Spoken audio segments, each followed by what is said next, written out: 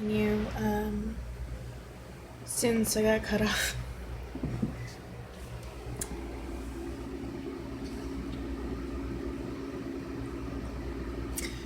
I have actually given more thought to the possibility of joining the Me Too movement, but most of what I'm seeing is just petty crap. Most of the women coming forward are just like, someone looked down my shirt. Someone touched my butt. Okay, that one's a little more serious. Then someone looked down my shirt. But, I've actually been raped, and it actually took a lot for me to even walk around the house dressed the way that I do. Whenever I'm home. Alone. Or, just with people I'm comfortable with. It took me a lot to even get to that point.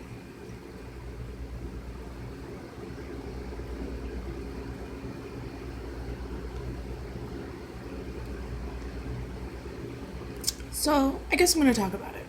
Now, this one, I won't be surprised if YouTube says, you know what, kids shouldn't see this.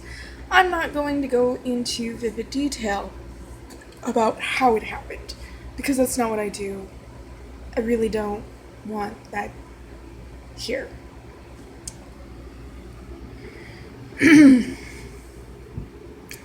But seriously, censoring me for cleavage?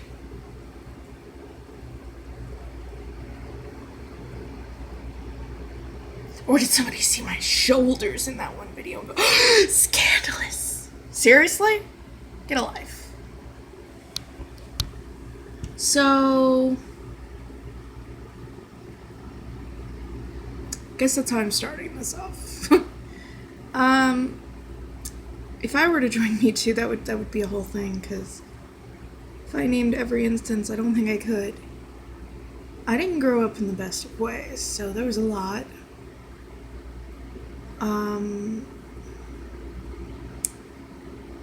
The day my dad died. It's funny because that's actually the only time I don't feel dirty about. He told me that it wasn't my fault. I'll tell you what, my dad had some balls on him. Not literally, I never actually saw his. It was, I wasn't supposed to be with him. And I don't want to go into this because it's a whole nother thing, but just know something happened then. It was the back. The one that they often say isn't rape because it's the ass and not the vagina. It's not really rape. The fuck? I was 3. That wasn't just rape, that was some shit. Okay? I actually didn't remember that for a very long time. I couldn't even handle it. I couldn't handle that entire instance. For years, I completely even just forgot my dad, too.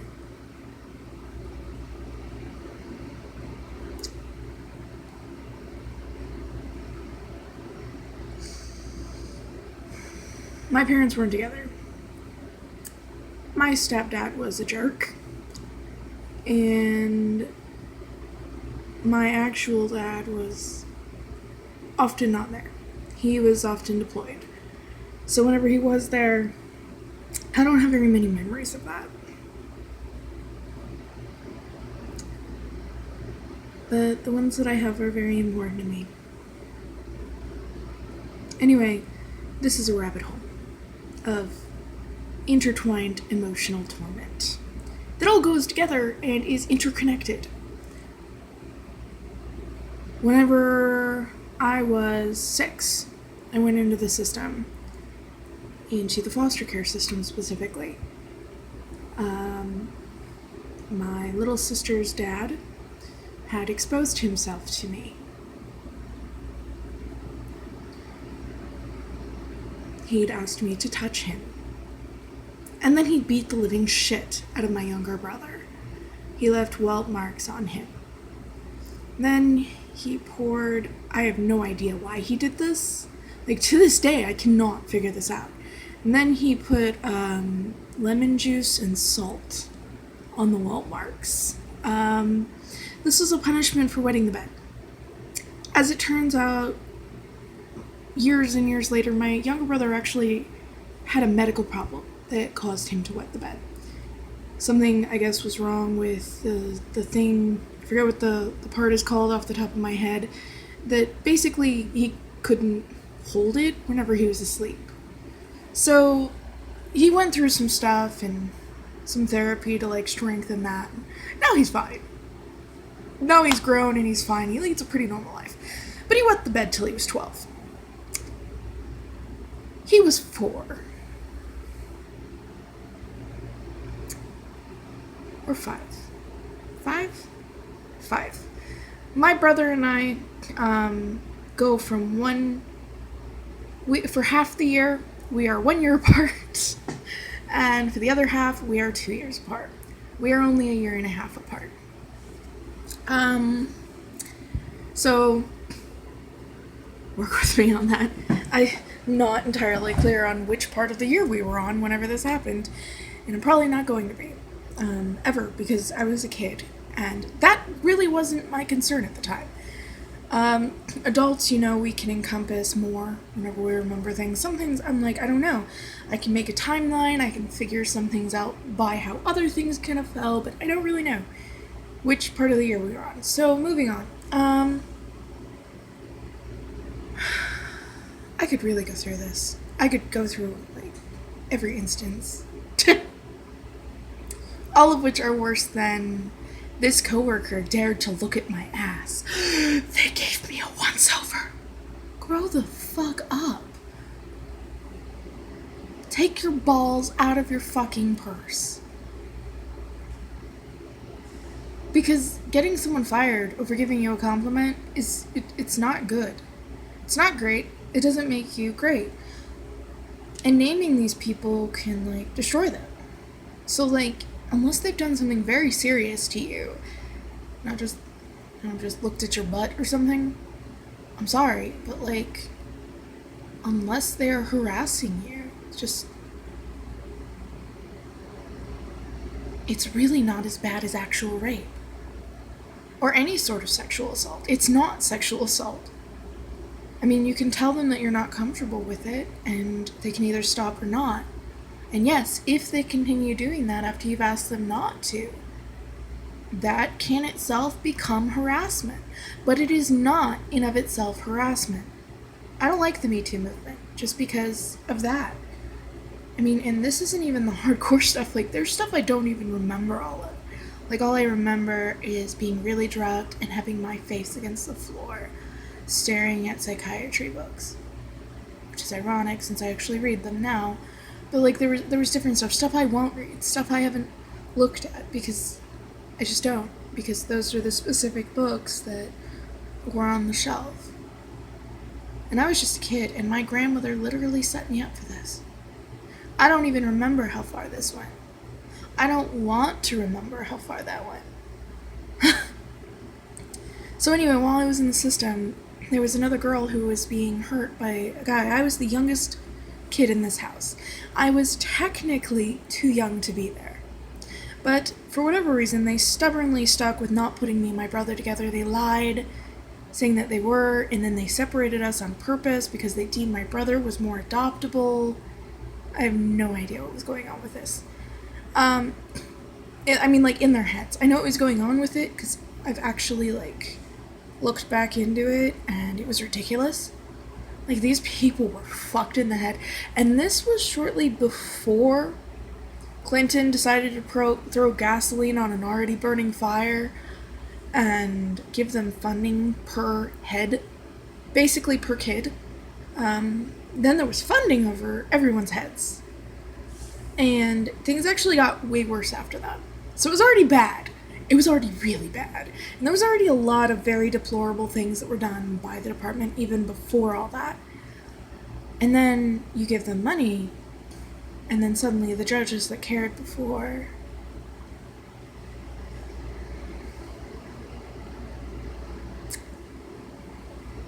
didn't anymore. All the things that were in place that would normally intervene, or at least try to, suddenly became useless. Because there's all these attitudes about it. Anyway, it ended up that there was this boy who was coming in, and he was assaulting one of the girls who was older than me. She didn't tell me where she was leading me. But you can guess what happened. Again, I guess if it's the back, I learned to hate the fact that I was a girl. I was kind of a tomboy to begin with, so it's not like I was into frills anyway. I literally learned to hate the fact that I was a girl.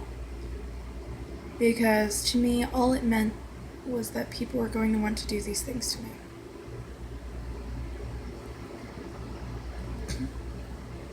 I used to go on and on about how boys were bullshit. And there was only I was the literal definition of a man-hater as a kid after all of this shit. As far as I was concerned, there was my brother and my grandfather, and everybody else was trash. I mean, this is an actual view that I had taken up after all this stuff had happened. There was just too much crap.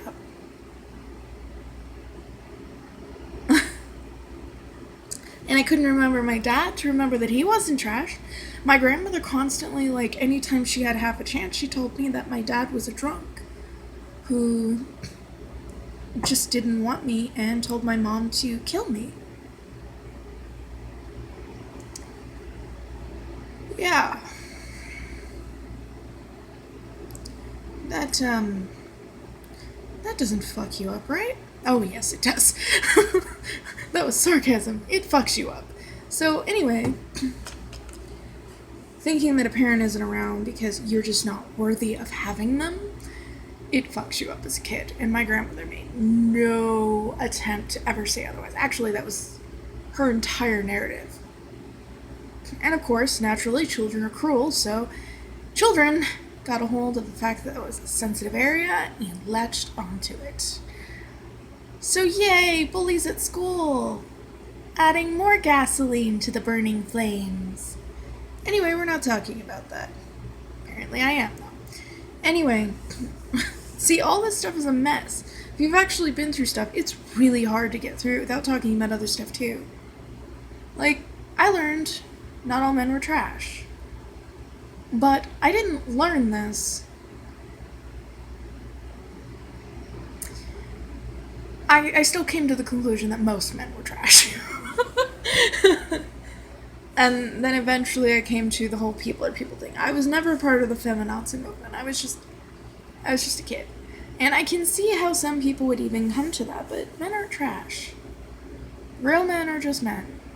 These were just monsters in human skin. The irony is that I came to that conclusion because my main tormentor was actually my grandmother.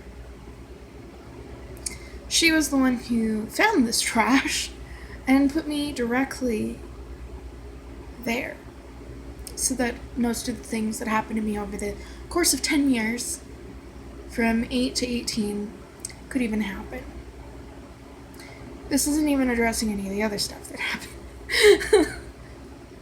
So I have vague areas where I can't really remember what happened, but I can put together the pieces with what little I can.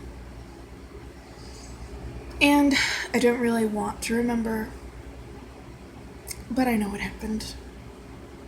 It doesn't take rocket scientists to figure out why you're remembering pain, certain places, certain sorts of sensations, and terror, and it's not rocket science. I remember enough to know that stuff happened, but largely not enough to know who did it. I can tell you that some of them weren't people you would expect by society standards. That's one thing that I learned. A lot of the people that do this stuff are respected by society at large. In fact, sometimes that's how they access their victims. That's the smokescreen. Who are you gonna believe? The kid? the little housewife, the teenager who's supposedly emotionally troubled, or the big bad psychiatrist, the doctor, the lawyer, the judge. You learn a lot about how debased humanity is when you're helpless. I'm just a kid, and they feel like they can get away with hurting you.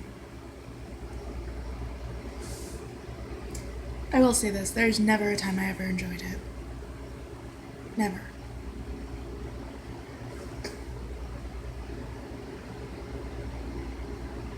I had plenty of fantasies about castrating people, though. I used to get out my experiences through writing in a journal. My grandmother found it and started telling people that I was nuts, like on top of everything.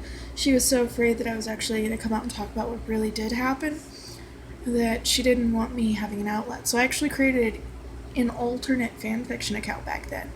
And I used to write like almost all of my, no, in fact, in all my stories, the character would end up raped. And it was because I was going through all this and I didn't know what else to do. I was a kid. My grandfather caught onto that account once. And it was because I was also like, I was a little bit older. And I started reading naughty fan fictions. And it was because like I wasn't going out and having sex. I was just dealing with my hormones. That was how I dealt with it. I read racy stuff. I didn't go out and have sex. And then there was the time that my grandmother set me up whenever I was 16. This one I do remember. It was also the first time that she let somebody go, the main hole. The vagina. I said it. If I was monetized, they would demonetize me for that, I'm sure. And I didn't know that she had set me up this time.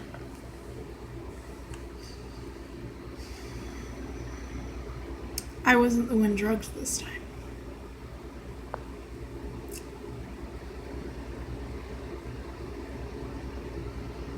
My grandfather was.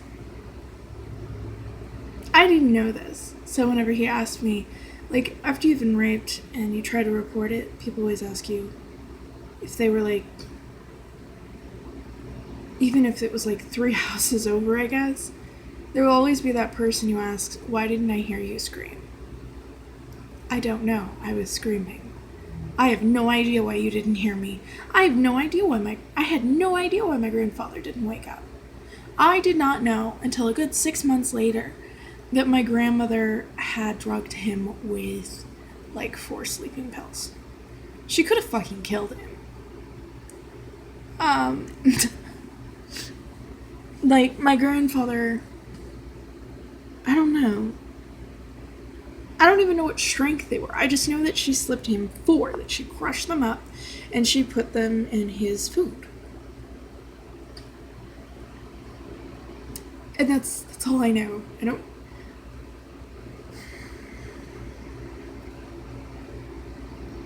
My grandmother played it off like she didn't find out until I talked to somebody. And I actually talked to somebody who is close to my own age. And then she went and told everybody, and this started a big thing. And I didn't talk to her anymore.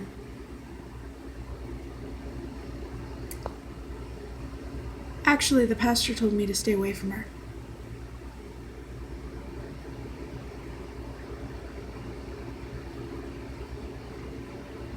Considering some of the things he'd been doing. See, I went through all sorts of stuff back then.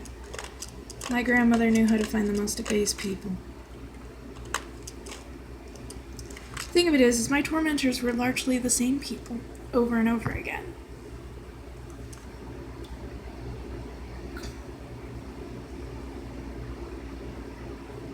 I don't remember very much about most of it, but that one instance, I definitely remember that. I wasn't low on drug that time. She actually used the very medication that she lied to get for me to do that. So,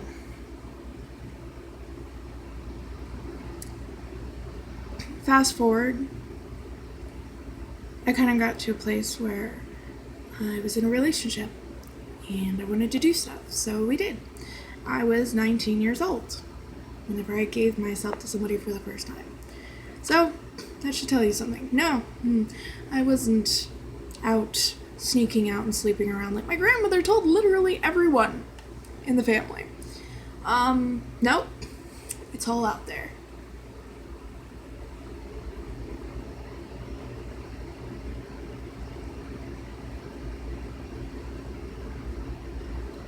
I don't think my grandfather knows about some of the stuff that my grandmother put me through. I spent almost more time in doctor's offices than I did at school, and they almost held me back several times for it. They tried to truance me for too many doctor's appointments, and it didn't hold up because they were doctor's appointments or therapy appointments, and there just wasn't any way to do that on the weekends. So the fact that some of these were basically not what they were supposed to be.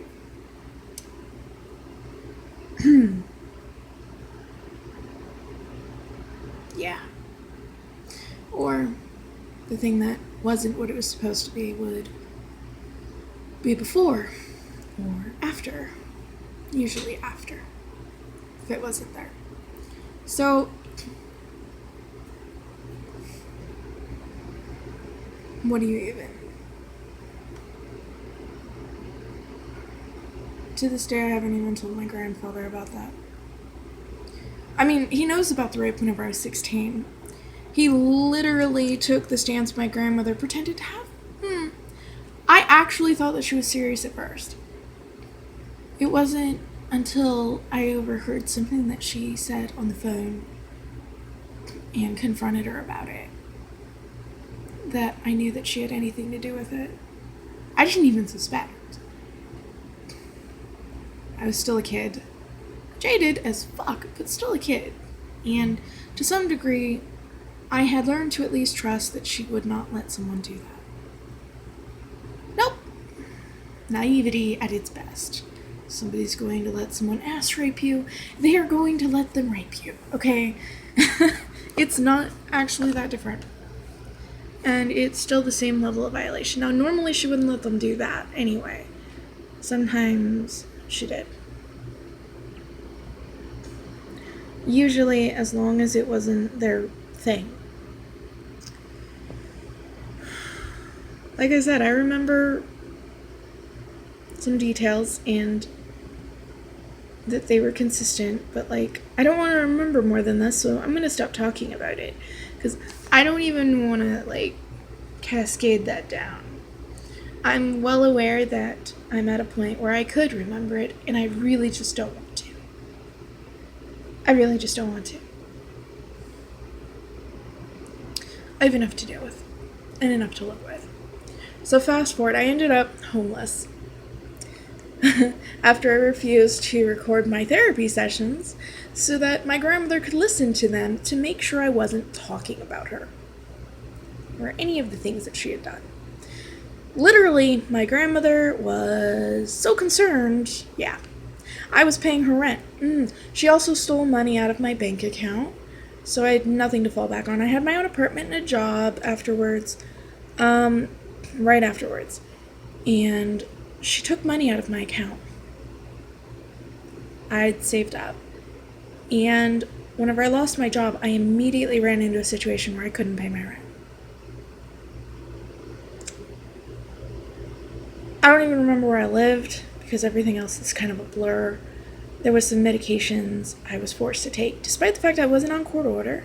And yes, I was physically forced to take these, even though I was telling them that these were making me suicidal. They would later testify that I didn't tell them that, but they made no remark on the force used. Um, I did tell them. And I never trusted anyone involved ever again. Like, at all, period. Some of these people would remark on it in private and say that it was wrong. But then whenever push came to shove, they still threw me under the bus. If you want to know why I record the things that I do and why I talk about how I record certain things, that is a big reason why. Stuff like that. And also what later happened to me and my kids. In part using that, by the way. Yeah. So everyone involved in that helped make what happened to us possible. I hope the guilt kills them slowly inside. I'm a terrible person for saying that.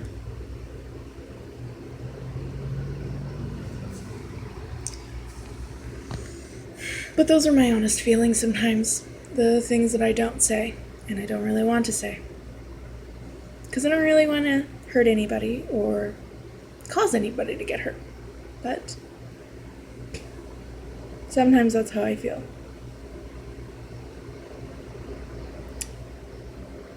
Now, anyway, after all that, I ended up on the streets.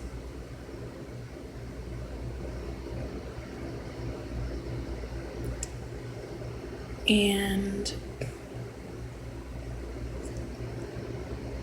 I was running away from a stalker because I accrued one of those for some reason. He would follow me everywhere. He was the person I dated at 19, and all that. Anyway, he went on drugs, and I left him. There was like a window of some other stuff in there that I also don't want to talk about. It was supposed to be therapeutic, but it wasn't. Okay, it was not. It was anything but therapeutic.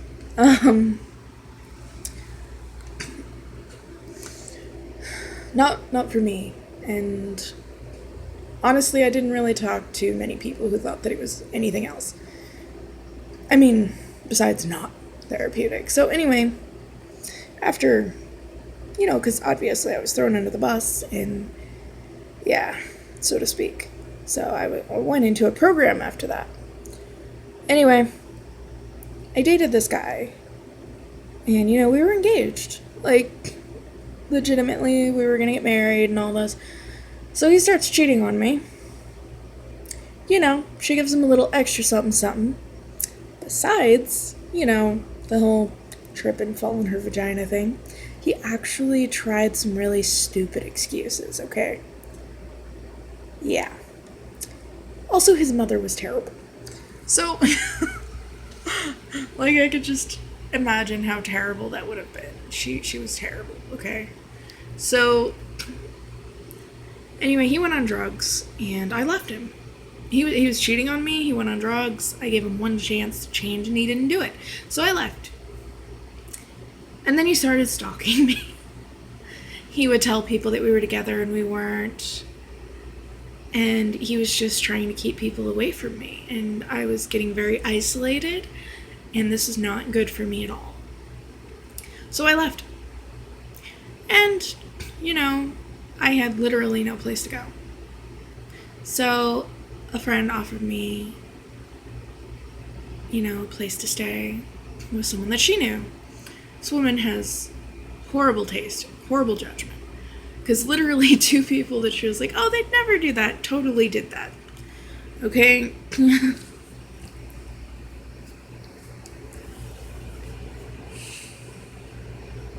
They wouldn't let me leave.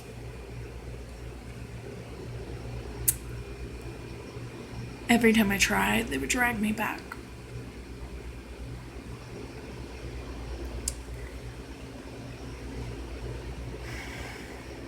I was literally safer sleeping in the middle of the field.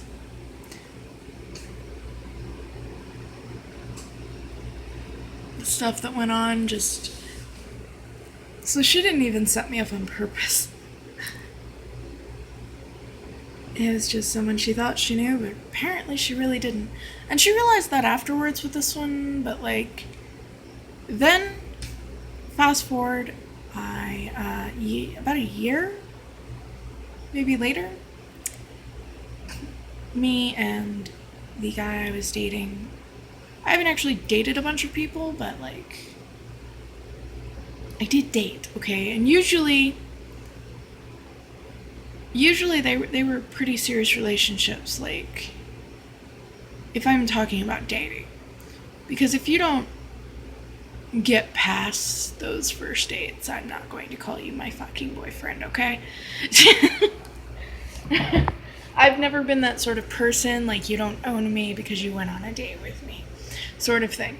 So, and I'm actually fairly picky about that, because I've been through so much crap, I just don't want to go through anymore. So me and Jean actually have been together for a number of years, so just know that this stuff isn't recent.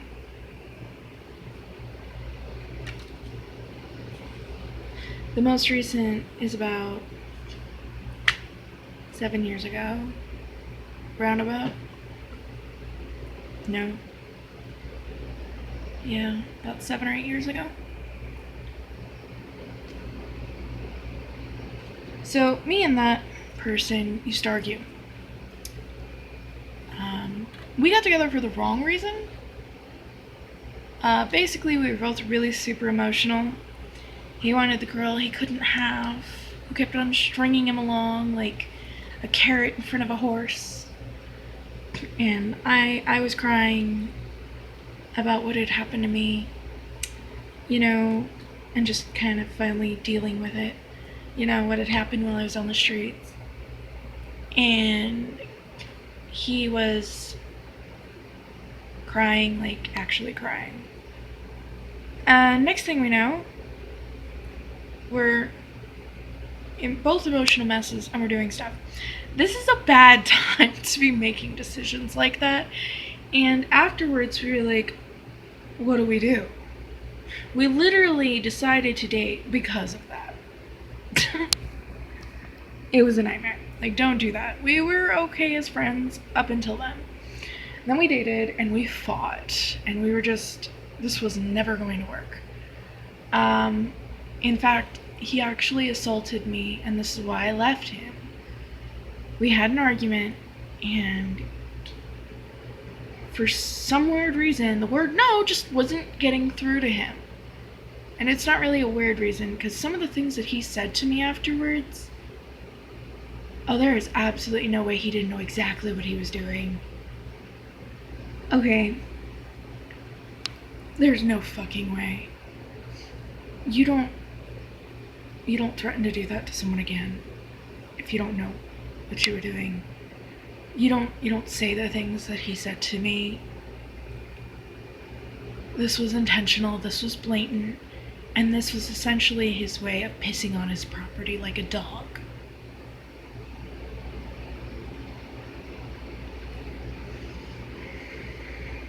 I wasn't property, and I'm not. So, after he assaulted me, I left. I found out a couple months later I was pregnant. From that. He actually tried to play it off like I was some whore sleeping around, but literally, I didn't sleep with anybody for the entirety of that pregnancy. And then whenever I did, I was kind of pressured, and it was afterwards.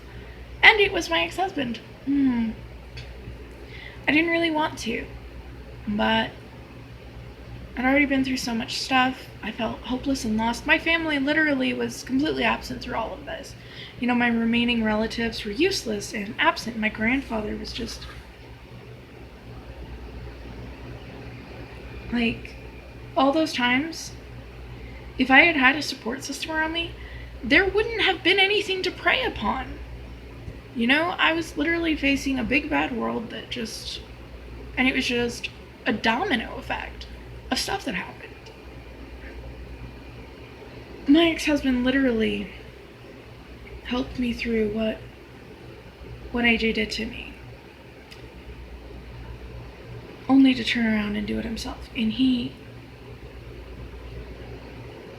did it. And what you also have to understand is that AJ also turned around and raped their friend. the then ex-friend who said, "Well, wait, no, you can't be raped twice." Like, you've been raped more than once. So I guess there's a quota on that. There's not.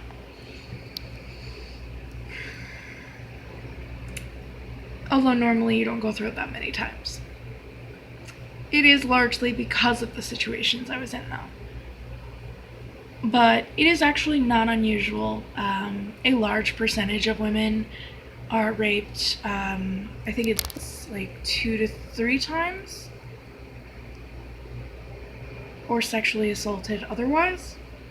Like, I don't just mean ass grabbing. I mean, you know, whenever I was a teenager, the stats were pretty high.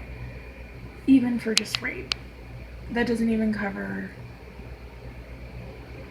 other stuff that the courts will argue up and down doesn't count because, you know, anal, or, you know, they forced their dick into your mouth, or they used an object. They will argue a disgusting number of things to avoid calling it rape. So this doesn't even count, though. Whenever I was a kid, it was still 2 to 3 times that the average female would have already been through this by 16 years old. The number goes up the older we get.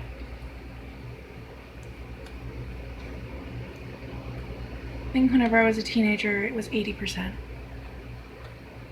This was not the official numbers. This was done through independent study that was done just kind of, they just contacted a bunch of people and did an anonymous thing for my state, and it was 80% by age 16.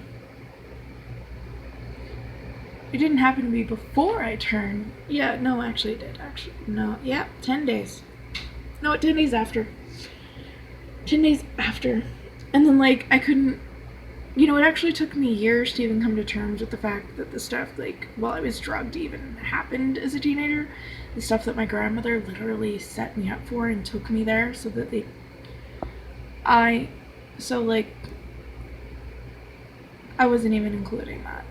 I literally answered no before, like, they did the study and I participated in it before, you know, that, like, so I'd had stuff happen to me, but I wasn't saying that I'd even been raped, but apparently I had. So, like, I didn't even know, because I couldn't even remember it. It was just, there was too much. Like, how do you tell people that? Like, that there is a portion of time that you didn't even remember, it didn't even seem real. It just seemed like horrible nightmares, and that's what you were told that it was. Like, it's a horrible nightmare. It is literally a miracle that I've never had an STD. With all the stuff that my grandmother put me through, it is literally a miracle. That's one of those things I got incredibly lucky on. I've never been promiscuous either, so...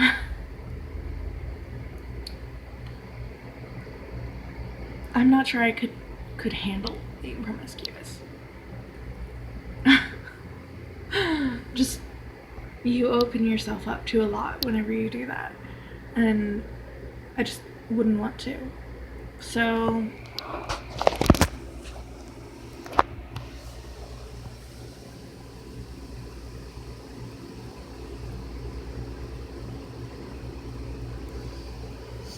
I was terrified while I was pregnant with Rowan and my oldest.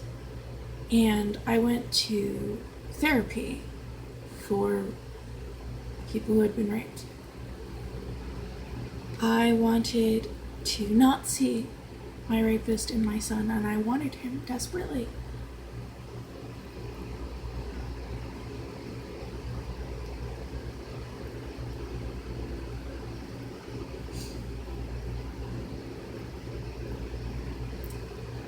I guess it kind of helps. He looked more like my mom and me.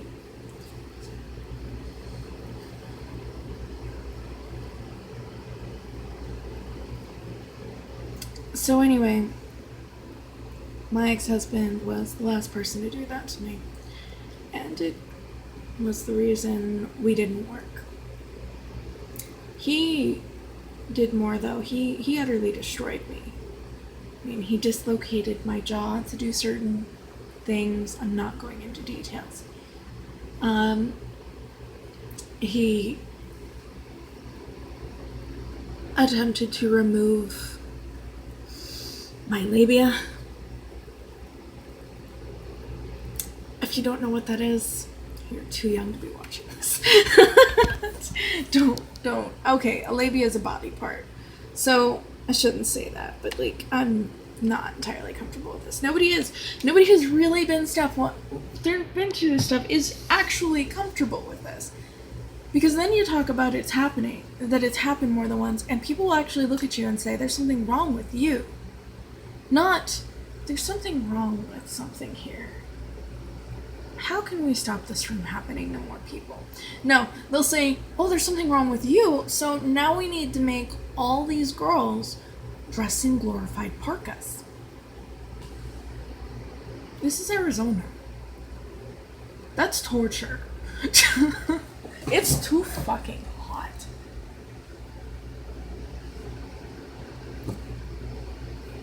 And I don't know, I guess the question is that I think about it sometimes. But the only reason I have enjoyed Me Too is because it's this giant political vehicle. And my experiences are not a political vehicle. They are horrible and they do not define me. There are times I still feel so dirty that all my better half can do is hold me. And I can honestly say, out of all of them, my ex-husband destroyed me the most, as far as like the different instances. I'm not counting the stuff from childhood. Let's get that straight now. I have nothing to even begin to measure that against.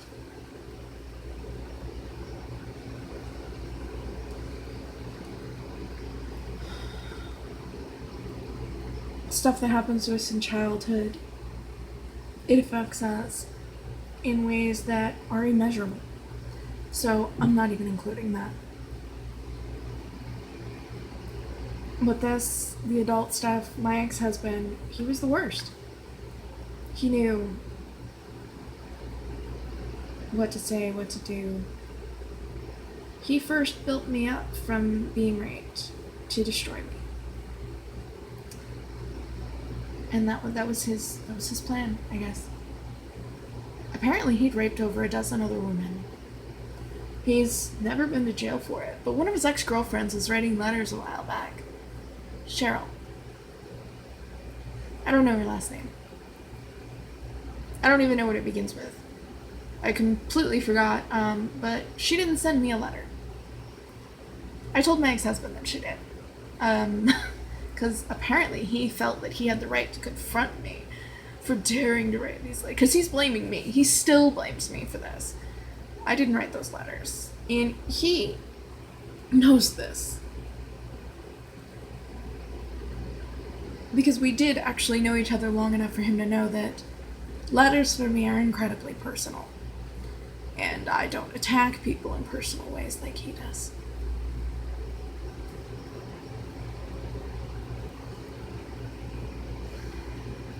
You know what I would like to have known before I married him?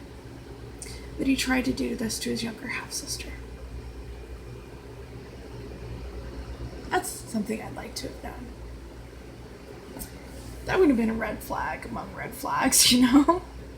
But I didn't know anything. All these people knew all this stuff, and they didn't tell me shit. Like, here, walk into this trap. Please, feel welcome to walk into this trap. Oh, for fuck's sake. I need to go wake up Munchkin now. He got back from school, and he's napping. And it is time to get up. So I'm done with this. There's too much emotional stuff connected to all of this. And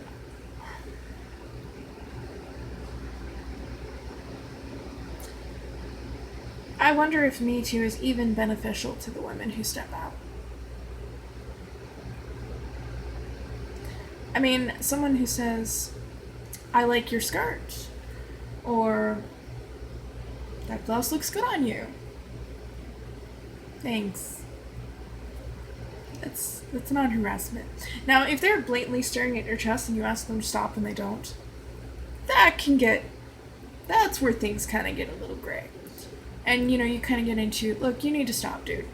Just don't do that. It's disrespectful, and it's, just don't do this. This is stupid. Don't do this. This is how you end up,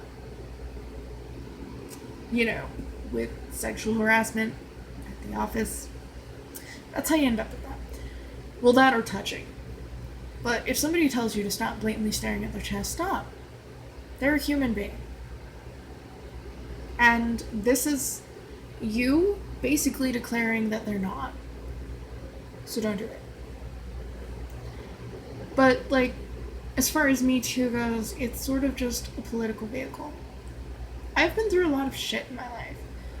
And it actually took me years to even sort through most of it. Because most of it was just continuous crap. A large amount of it was. And then there was time that nothing happened. And I was okay, and I was safe, and I was good. And then, mostly this is when my grandmother was alive, suddenly she'd chop it. She always found a way in. She was very manipulative. And if she couldn't get to me, she would get to the people around me.